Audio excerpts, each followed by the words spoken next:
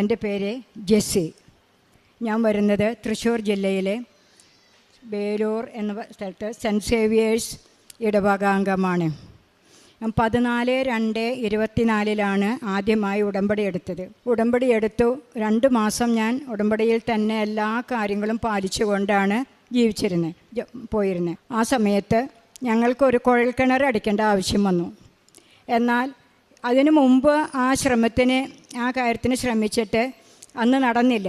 കാരണം water authority engineer തന്നെ വന്ന് ആ പ്രദേശം മുഴുവൻ പരിശോധിച്ചിട്ട് ഇവിടെ അടിവെള്ളം കുറവാണ്, അതുകൊണ്ട് കുഴൽക്കിണർ അടിക്കണ്ട എന്ന് പറഞ്ഞ് ഞങ്ങൾ ആ ശ്രമത്തിൽ നിന്ന് പിന്തിരിഞ്ഞതാണ്.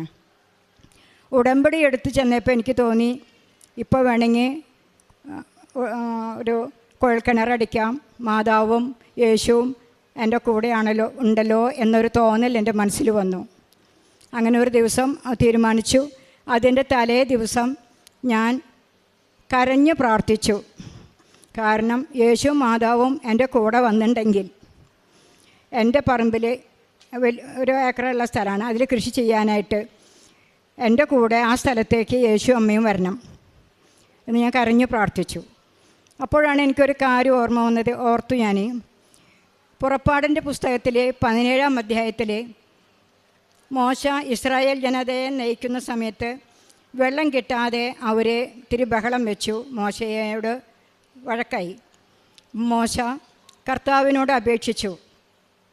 അപ്പോൾ കർത്താവ് പറഞ്ഞത്, ഞാൻ ഹോറേബ് മലയിൽ നിൽക്കും, നീ മോശയോട് നദിയിലടിക്കാൻ ഉപയോഗിച്ച വടിയും കൊണ്ടുവന്ന് നീ മലയിൽ പാറമേൽ 2 പ്രാവശ്യം അടിക്കുക. 2 പ്രാവശ്യം അടിച്ചു മല. അതുപോലെ തന്നെ മോശ പ്രവർത്തിച്ചു.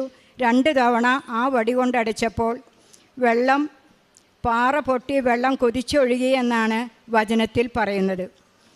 അപ്പോൾ ഞാൻ വിചാരിച്ചു, യേശുവും അമ്മയും എൻ്റെ കൂടെ ഉണ്ടെങ്കിൽ ഇതേ വെള്ളം കിട്ടാത്ത സ്ഥലമാണ്, ഇതേ പറമ്പിലെത്തിയാൽ എൻ്റെ കുഴൽക്കിണറിൻ്റെ പാറയിൽ യേശുവും മാതാവും കൂടി അടിച്ചാൽ എനിക്കും വെള്ളം കിട്ടില്ലേ എന്ന് വെച്ച് ഞാൻ പ്രാർത്ഥിച്ചു, കരഞ്ഞു പ്രാർത്ഥിച്ചു. പിന്നത്തെ ദിവസം പറമ്പിലേക്ക് പോയി. അവിടെ കിണർ അടിച്ചുകൊണ്ടിരിക്കുന്നുണ്ട്. ഞാൻ അതിൻ്റെ തൊട്ടടുത്ത് തന്നെ ഇരുന്നു. അന്ന് ചൊവ്വാഴ്ചയാണ്. അപ്പോൾ ധ്യാനം കേൾക്കാൻ മൊബൈലിൽ കയ്യിൽ ഉപ്പും കൊണ്ടുപോയിട്ടുണ്ട്. കുറച്ച് കഴിഞ്ഞ് ഞാൻ പ്രാർത്ഥിച്ച് മുട്ടമ്മയിൽ നിന്ന് പ്രാർത്ഥിച്ച് കുളൻ്റെ അടുത്തേക്ക് നോക്കിയപ്പോൾ കുറേശ്ശെ വെള്ളം ഇങ്ങനെ കയറി ഇങ്ങനെ വരുന്നുണ്ട്. ഞാൻ ഉടനെ ഈ ഉപ്പെടുത്ത് ഓടി ചെന്നു. ഉപ്പെടുത്ത് ഞാൻ കുഴലിലേക്ക് ഇടട്ടേയും ചോദിച്ചു പണിക്കാരോട്. അപ്പോൾ അവർ പറഞ്ഞു, ആ കുഴലിലേക്ക് എന്നെ ഇട്ടോളാൻ. ഞാൻ ആ ഉപ്പ് കുഴലിൽ ഇട്ടതും ഉടനെ ഒരു ഭയങ്കര ശബ്ദം കേട്ടു. ആ 2-3 പിള്ളേരാണ്, അവർ ഞെട്ടി, ഞാനും ഞെട്ടി.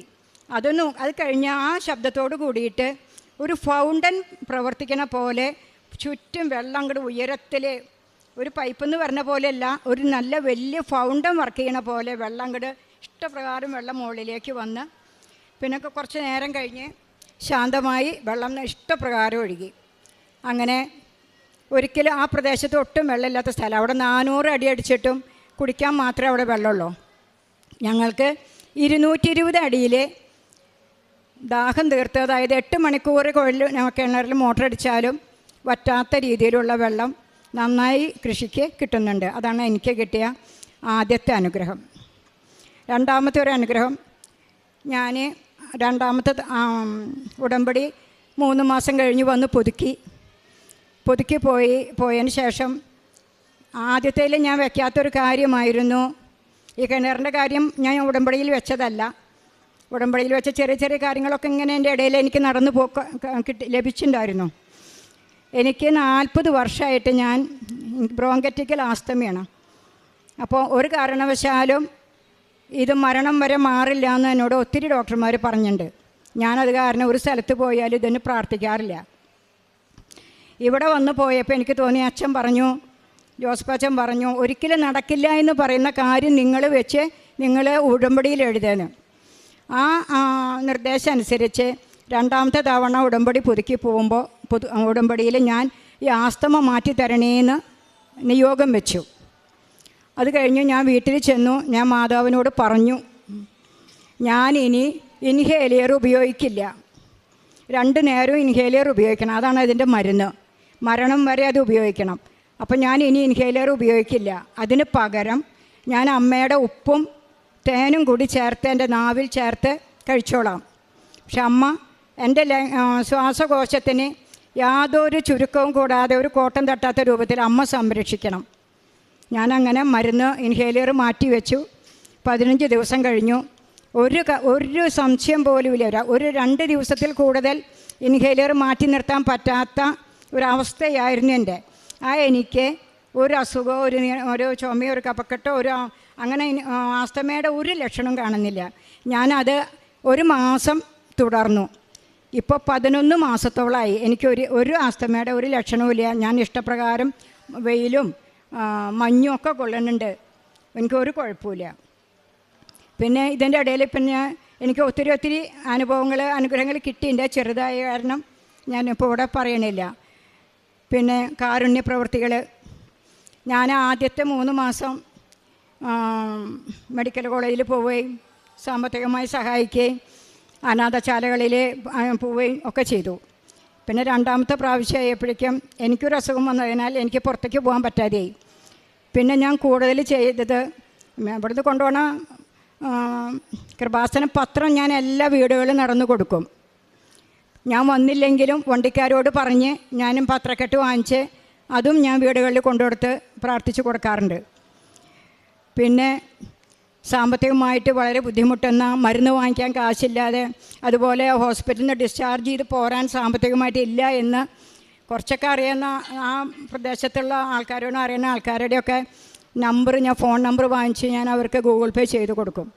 ഇപ്പോൾ എനിക്ക് ഏറ്റവും അധികം യാത്ര ചെയ്യാനൊന്നും പറ്റാത്തൊരാളായ കാരണം ഏറ്റവും കൂടുതൽ സഹായിക്കാൻ പറ്റുന്നത് ഞാൻ അവരുടെ മരുന്നിനുള്ള കാശും ഹോസ്പിറ്റലിലെ ആവശ്യങ്ങൾ പറഞ്ഞ കാശുകൾ കുറേശ്ശെ ഞാൻ ഒത്തിരി പേർക്ക് സ്ഥിരമായിട്ട് ഇങ്ങനെ അയച്ചു കൊടുത്തുകൊണ്ടിരിക്കുന്നുണ്ട്.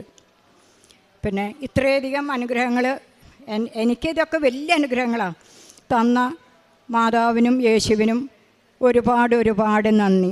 ഉൽപ്പത്തി പുസ്തകം 26-ാം അധ്യായം 22-ാം തിരുവചനം. അവിടെ നിന്ന് മാറി അകലെ അവർ വേറൊരു കിണർ കുഴിച്ചു. അതിൻ്റെ പേരിൽ വഴക്കുണ്ടായില്ല. അവൻ അതിനെ റഹോബോത്ത് എന്ന് പേരിട്ടു. കാരണം അവൻ പറഞ്ഞു, കർത്താവ് ഞങ്ങൾക്കിടം തന്നിരിക്കുന്നു, ഭൂമിയിൽ ഞങ്ങൾ സമൃദ്ധിയുള്ളവരാകും. ഇസഹാക്ക് കിണർ കുഴിക്കുമ്പോൾ ഒരുപാട് തവണ അദ്ദേഹം പരിശ്രമിച്ച് പരാജയപ്പെട്ട ഒരു പ്രവൃത്തിയാണ് കിണർ കുഴിക്കുക എന്നുള്ളത്. അവസാനം റഹോബാത്തിൽ വന്നപ്പോഴാണ് ഇസഹാക്ക് വളരെ ദൈവാനുഗ്രഹത്തോടു കൂടിയൊരു കിണർ കുഴിച്ചപ്പോൾ അതിൽ ധാരാളം വെള്ളമുണ്ടായി. അല്ലെങ്കിൽ കിണർ കുഴിക്കുന്ന സമയങ്ങളിലെല്ലാം അവർ വീട്ടുകാർ തമ്മിലും ജോലിക്കാർ തമ്മിലുമെല്ലാം വളരെ വഴക്കുണ്ടാകുന്ന ഒരവസ്ഥയുണ്ടായിരുന്നു. ദൈവാനുഗ്രഹത്തോടെ നാം എന്തെല്ലാം തുടങ്ങുന്നുവോ അവിടെയെല്ലാം നമുക്ക് വലിയ കൃപകൾ ഉണ്ടാകുന്നു എന്നാണ് നമുക്ക് മനസ്സിലാക്കുന്നത്. ജെസ്സി ഉടമ്പടിയെടുത്ത് പ്രാർത്ഥിച്ച് വളരെ ആത്മവിശ്വാസത്തോടെയും ഈശോയോടുള്ള വിശ്വസ്തയോടെയും പരിശുദ്ധ അമ്മയുടെ ഒരു വലിയ മധ്യസ്ഥതയോടും കൂടിയാണ് 400 അടി വെള്ളം കുഴൽ കിണർ കുഴിക്കുമ്പോൾ അവിടെ വെള്ളം കിട്ടില്ല എന്നുള്ള വിധി എഴുതിയിട്ടുള്ളൊരു പ്രദേശമായിട്ട് പോലും വിശുദ്ധ വസ്തുക്കളുടെ ഉപയോഗത്താൽ ഇവിടെ വെള്ളം ഉണ്ടാകുമെന്നുള്ള വലിയ പ്രതീക്ഷയോടുകൂടി അവിടെ വിശുദ്ധ ഉപ്പിട്ട് പ്രാർത്ഥിച്ച് 200 അടി താഴുമ്പോഴത്തേനും അവർക്ക് ധാരാളം വെള്ളം നൽകി. മണിക്കൂറുകളോളം അവർക്ക് ടാങ്കിലേക്ക് വെള്ളമടിക്കാനുള്ള വലിയ കൃപയാണ് നൽകിയിരിക്കുന്നത്.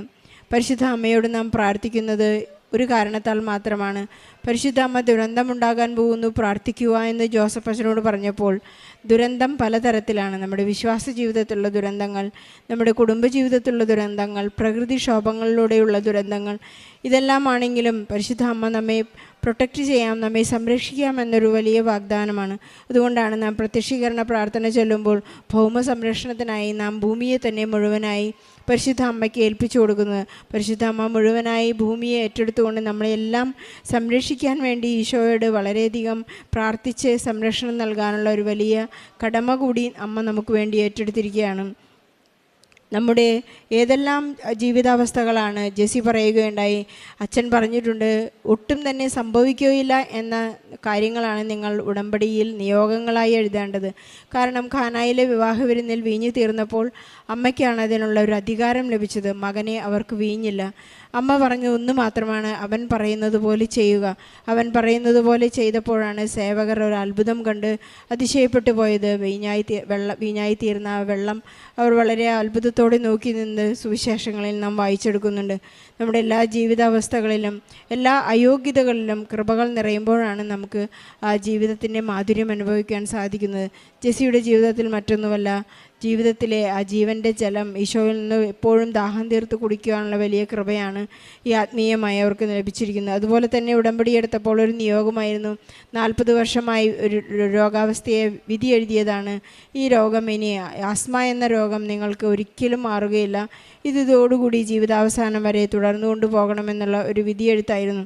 പക്ഷേ ഇവിടെ വന്ന് ഉടമ്പടിയെടുത്ത് ഇവിടുത്തെ നേർച്ച വസ്തുക്കളൊക്കെ ഉപയോഗിച്ച് തുടങ്ങിയപ്പോൾ വളരെ പെട്ടെന്നാണ് സമയ ചുരുക്കത്തിൻ്റെ അമ്മ ഒരു വലിയ സൗഖ്യം നൽകി ജീവിതഭാരം കുറച്ചുകൊണ്ട് ജീവിതഭാരം ഇല്ലാതാക്കി തീർത്ത ഒരു വലിയ സാക്ഷ്യമാണിത്. 40 വർഷം എന്ന് പറഞ്ഞാൽ ഒരു ജീവിതത്തിൻ്റെ പകുതി ആയുസോളം ജീവിച്ചത് ഒരു ആസ്മ രോഗത്തിലാണ്. ഞൊടിയുടയ്ക്കുള്ളിൽ പരിശുദ്ധ അമ്മയ്ക്ക് ഈശോയിൽ നിന്ന് ആ സൗഖ്യം പ്രാപിച്ചു കൊടുക്കാനായി സാധിച്ചു. ഇന്ന് ജെസ്സി ജീവിക്കുന്നത് ഈശോയുടെ അതിനുമുള്ള സ്നേഹത്തിലും ആശ്വാസത്തിലും കൃപയിലുമാണ്. ഒരു അഭിഷേകമാണ് നാം ഉടമ്പടിയിലേക്ക് കടന്നു വരുമ്പോൾ നമുക്ക് ലഭിക്കുന്നത്. പലരും ചോദിക്കുക, എന്താണ് ഉടമ്പടി? അവൻ പറയുന്നത് പോലെ ചെയ്യുക. അതുമാത്രമാണ് നമുക്ക് ഉടമ്പടി എന്താണെന്ന് ചോദിക്കുമ്പോഴുള്ള ഒരു വലിയ ഉത്തരം. ഉടമ്പടിയിൽ നാം ജീവിക്കുന്നത് അവൻ പറയുന്നത് പോലെ ചെയ്യുമ്പോൾ. അവൻ എന്താണ് പറഞ്ഞത്? നമുക്കെല്ലാവർക്കും അറിയാം, സുവിശേഷത്തിൽ ജീവിക്കുക, വിശ്വസിക്കുക, സുവിശേഷം കൈമാറുക. നമ്മൾ ഓരോരുത്തരും ഉടമ്പടിയിൽ ചെയ്യുന്നത് അത് തന്നെയാണ്.